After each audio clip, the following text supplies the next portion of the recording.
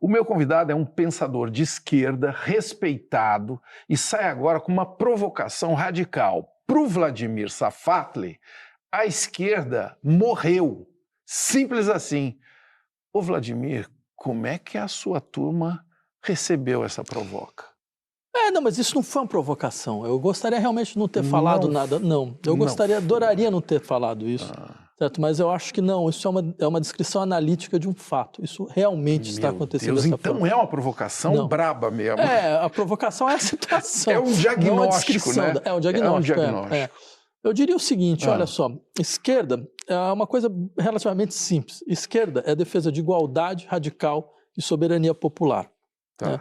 Igualdade radical significa não existir hierarquias no campo do trabalho, no campo do desejo, no campo da linguagem. Você permite múltiplas formas, digamos, de experiência de saber que circulem, você não recalca elas, você permite que os corpos, que os desejos, eles possam ocupar o espaço público de forma absolutamente igualitária, as relações elas têm uma estrutura igualitária, e eu sei que no interior do campo do trabalho, você não seja mais subjugado, submetido, certo? Sendo que você é quem trabalha, no entanto tem alguém que decide como você trabalha, que tem um fruto do seu trabalho, certo? Que você não pode efetivamente estar no processo de autogestão. É evidente que esse ponto saiu da pauta de todos os debates da esquerda. Qual a última vez que você ouviu autogestão da classe trabalhadora? Qual a última vez que alguém saiu para defender isso? Eu poderia contar histórias absurdas de empresas que foram ocupadas por trabalhadores no Brasil, dentro de governos de esquerda, que não tiveram nenhum tipo de apoio. Sendo que, para mim, seria a coisa mais natural do mundo. Essa seria a nossa prioridade. Que tipo de apoio que você acha que deveria acontecer? Apoio significa, você permitir que a classe trabalhadora tome tome o espaço que lhe é próprio, sabe? Assim, tome o espaço de trabalho, que ela decida pelas suas questões de trabalho, que ela possa dividir o que o trabalho produz entre ela, né? Então, ou seja, a inteligência prática das pessoas é muito maior do que a inteligência de qualquer CEO. Certo?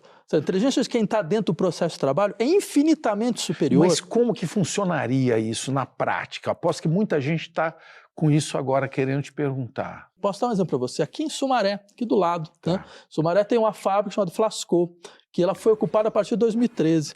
Certo? E ela foi ocupada durante 10, 15 anos, até que o governo do estado de São Paulo cortou a luz, o governo federal também cortou a luz, e ela não pôde mais produzir. Durante esse tempo que ela produziu, ocupada, ela aumentou a produção, ela diminuiu o tempo de trabalho e ela aumentou o salário. Então eu te falo, veja, a gente tem exemplo, é o que não falta. O que falta é outra coisa. Quer dizer, falta é a disposição política, porque é um processo complexo, claro. Você vai colocar em questão quem tem o quê, quem decide sobre o quê, quem tem poder aonde. Isso não é uma coisa simples, não é um ajuste. Não é uma gestão tradicional, é uma transformação, uma ruptura. Isso está fora da nossa pauta. E eu acho que no momento... toda a esquerda. Praticamente de toda. Certo? É claro, a gente fala isso para que essa sensibilidade ela seja acordada, para que a gente fale, não, de fato, está faltando alguma coisa dentro da nossa discussão. Não só da nossa discussão, mas da nossa ação. Sabe? As pessoas precisam ver que você entra no governo, você já entra tentando fazer. Desculpa, assim, meu grande amigo é a extrema-direita, mas olha só, um sujeito como o Milei na Argentina, ele entra, primeira coisa que ele faz, na primeira semana, ele apresenta 600 medidas econômicas. Mas passaram só 100. O cara conseguiu passar 100 medidas econômicas. Sabe o que é isso? Você reconstruiu o país. Ou seja... Eu gostaria que a gente fizesse uma coisa parecida. Você gostaria que a gente, no Brasil, tivesse líderes que fizessem o que o Milei fez? Eu sei, eu entendo, sua colocação vai me gerar uma série de problemas, certo? Mas eu diria, veja, o problema é que a ruptura passou para a extrema-direita. O discurso de ruptura passou para a extrema-direita. E não adianta você ficar fazendo o papel, sabe, do centro democrático, que não existe mais em lugar nenhum. Não existe mais essa figura. A política foi para os extremos. E quando a política vai para os extremos, se você não for para o outro extremo, certo? É como uma balança. Tudo cai para o outro lado. Você precisa do outro extremo, até para você conseguir reinstaurar algum tipo de equilíbrio. O que a direita aprendeu que a esquerda esqueceu ou precisa aprender? Existe um desejo anti-institucional da população. Esse desejo diz respeito ao fato de que as instituições que nós criamos nas democracias liberais, elas não conseguiram realizar as promessas que elas haviam feito. Né? Elas criaram promessas de que não, existe espaço de conflito, esse espaço de conflito pode se resolver a partir de disposições mais equânimes, mais igualitárias, mais justas. Isso não aconteceu. O tempo passou e as pessoas não começam teve a ver grandes resultados. Exatamente, que não tem horizonte isso, não tem horizonte. Não tem uma saída, né, assim, só para um grupo, né? Como se a gente não estivesse no mesmo barco. Mas tem com certa coerência, esse é que é o problema. Porque assim, as pessoas, elas veem isso como um discurso realista. Realista assim, não, é de fato, assim, não dá para você... A esquerda fala em solidariedade, mas onde é que está a solidariedade quando os caras ganham? O que eles fazem mesmo nesse sentido? Criam uma macroestrutura de proteção? Você está vendo alguém criando uma macroestrutura de proteção nessa área de saúde pública no mundo? Não está vendo. Fazendo um sistema de educação público enorme, assim. A gente teve greve de professores aqui, que foi dos professores federais, foi uma vergonha. Foi uma vergonha. Eles pediram 3,5%, saíram com 0%.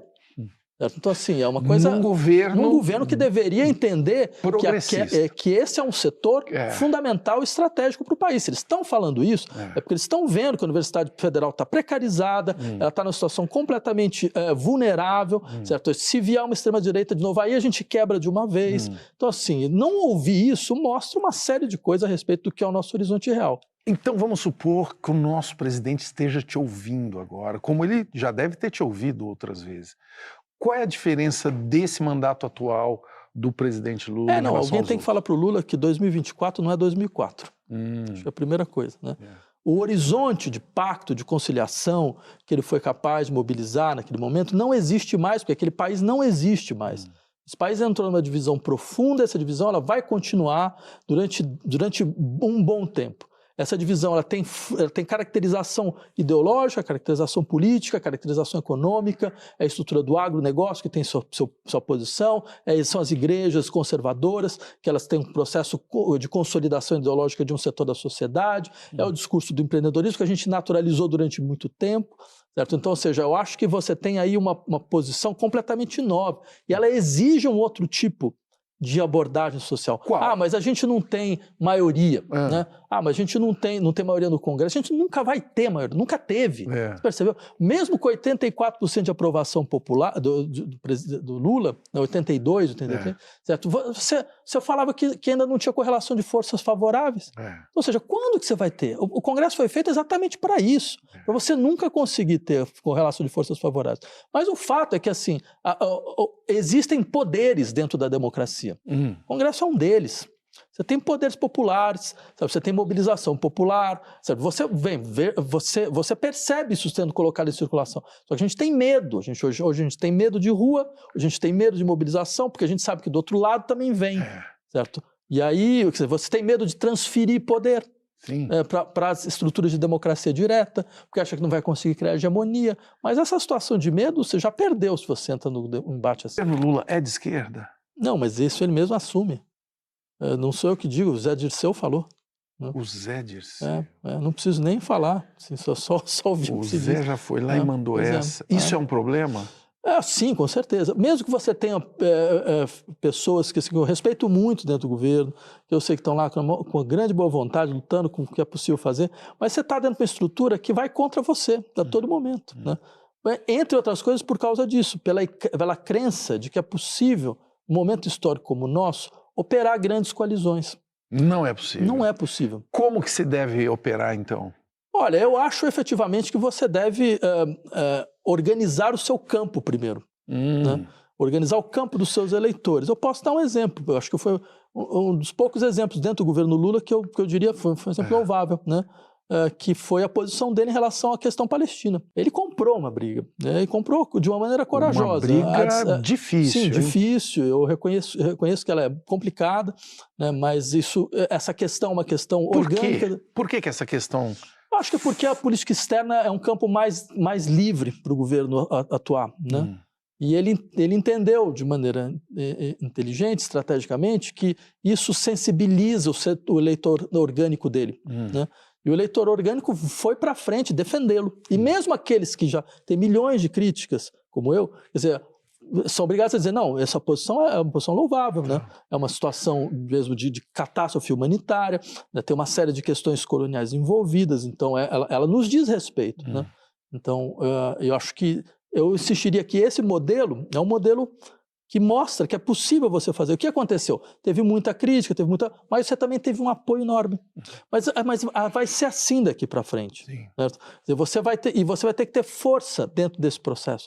Você não vai ter um espaço assim, não. Vamos estabelecer um programa mínimo de conciliação de coisas. Você não vai conseguir mais. Agora, Vladimir, eu queria entender por que nós não conseguimos fugir de figurinhas carimbadas. Nós estamos no horizonte agora, no grande Império do Norte, Biden e Trump, e aqui, de novo, estamos caminhando Lula e Bolsonaro. Por que vivemos travados nas mesmas figuras? Porque a extrema-direita é resiliente, né? Ela é resiliente. É a extrema-direita ela mostra resiliência. Bem, o caso dos Estados Unidos, eu acho que é mais isso, né? Porque o Partido Democrata, ele, não vou dizer que ele renova os seus quadros, porque eu acho que o Biden é a expressão máxima de que você já não conseguiu mais renovar nada, né? O que, inclusive, é um problema que diz respeito a algumas escolhas que o partido fez, né? Um momento sendo que ele poderia ter tido uma inflexão um pouco bem, se bem que mas o Partido Trabalhista Britânico tentou fazer isso, tem uma inflexão mais à esquerda, com Corbyn e tal. Então, foram escolhas que produziram o que produziu. No caso brasileiro, eu acho que tem uma coisa muito interessante mesmo, porque, por um lado, você tem essa extrema-direita e ascensão que teve no Bolsonaro a sua figura de liderança, né? Mas ela pode trocar de figura, ela tem outras pessoas dentro do quadro, né? Então, quem? Ela tem o Tarcísio, ela tem o Moro, ela tem mesmo lá do círculo do Bolsonaro, tem a mulher do Bolsonaro. Essas figuras que surgem como Pablo Marçal, por exemplo. Então, exato. Você tem inclusive que surgem? Porque você tem uma estrutura mais nova, né? Veja, por exemplo, quem são as lideranças de extrema-direita? Não são políticos tradicionais. A Carla Zambelli não é uma política tradicional. Ela vem de fora. Então, você tem esse processo onde você está trazendo pessoas de fora. Não é a direita oligárquica de sempre. Sim. É outra figura. E aí você está dizendo que a mesma coisa não acontece na esquerda. Não aconteceu. Por quê? A gente profissionalizou o campo da política da esquerda. Certo? Você criou estruturas muito rígidas, né? Muito impermeáveis a transformações, a movimentos sociais que não fossem simplesmente movimentos que vão se integrando à sua órbita, mas que vão pressionando você de fora, certo? Então eu lembro, estava falando sobre o partido de uma vez ter feito essa proposição, falando, olha, vamos fazer o seguinte, candidato é decidido em assembleia aberta.